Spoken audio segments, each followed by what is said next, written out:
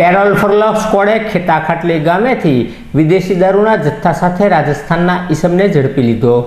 Parole furlough સ્કોડની ટીમને બાતમી મળી હતી કે ખેતાખાટલી ગામે વિજયભાઈ હમીરભાઈ મેરના તબેલાની અંદર વિદેશી દારૂ સંતાડવામાં આવ્યો છે, જેની હેરાફેરી થવાની છે। જે બાતમીના આધારે પેરોલ ફરલો સ્કોડની ટીમે રેડ કરતા ભજનલાલ સુખરામ વરાડ મળી આવ્યા હતા, જેના અનુસંધાને પોલીસે વિદેશી દારૂ રૂપિયા કિંમત 3,29,472 રૂપિયાનો ઝડપી લીધો હતો।